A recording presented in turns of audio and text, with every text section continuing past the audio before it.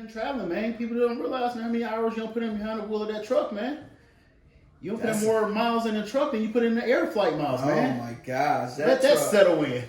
The good thing about driving around the world and flying around the world, both have their different benefits.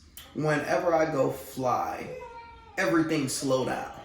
Like when I'm home, it's go. I gotta clean the house. I gotta get things in order. I gotta make sure my queen is right. Go check on my mom. I gotta do content. I gotta do business. So many things go so fast. When I'm in the air and it's on airplane mode, I get to focus on ideas, goals, and I get to execute them. Okay. Because I have a lot of time to myself to get action done. Now with driving clear your mind because you're by yourself. It does. You don't have people around you. You get to think of your next moves. You get to fill your mind, spirit, soul with content, with the audible books, with the phone calls to who you need to talk to. So it's two different modes, but I feel I need both of them. And it's great flying recently because I missed the action part. Okay. As soon as I went to flying, I got stuff that take me 2 weeks to get done in 2 days. You know, I can get more action done. So you get more action done in this air, but you get more mental thought process when you're in an open road. Yeah, because the open road, I can't be on my phone. I'm limited on what I can do. Okay. In a plane, I'm not limited too much.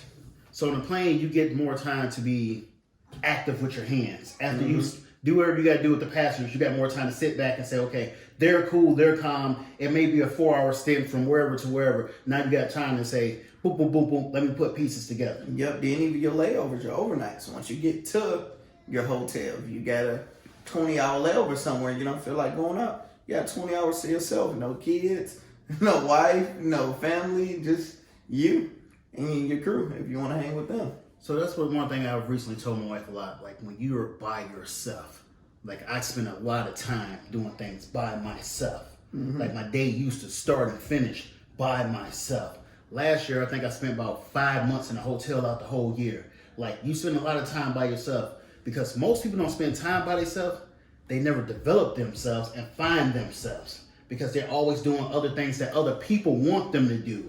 Come here, go there, do this, try that. But when you're by yourself, when you look left and right, only thing you see is your shadow. You have enough time to figure out what you don't like and who you don't want to become because you don't have no one else to prove nothing to but yourself. Before we started recording, I was telling him about the Big Sean interview. Big Sean and Joe Budden just did an interview. Artists have such a routine. It's go to the studio. From the studio, you go do a concert. From the concert, you go hop on a tour bus. Then you go do this. Then you go hop on a plane. And it's such a repetition of doing the exact same thing. It's like you don't never get that time to really grow, to find out who you are. People want you to come out with new music, but you've been doing the same thing for the last 6 months.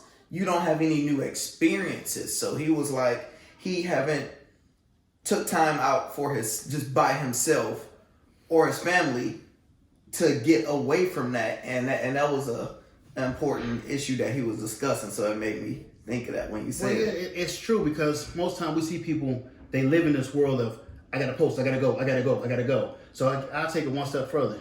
You know, recently, Kevin Hart had that interview. He had that accident. Yep. So because he had that accident, he went dark for a while because he had to recover. So when Kevin Hart came back, it was like, I know what means the most to me now. Because his life was always go, post, let everybody see what I'm doing. But then it was like something forced him to sit down. That even he admitted like that forced me to sit down to reevaluate. So most people don't never have time to reevaluate their life because they're too busy trying to give their life to the world. And when you make yourself that accessible, you don't have inner peace. Some people they have never found themselves or gathered inner peace because they're too accessible.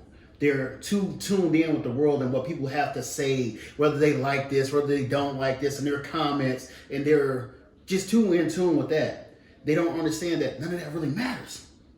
None of that actually matters in your life because you got some people in your life who really depend on you.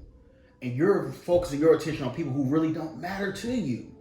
Some of these people in this world you will never meet, but they comments weigh so heavy on your soul that you turn into the person you laying with at night like, babe, look what they said. Look what they said. And that person's sitting there looking at you like, well, what did I say?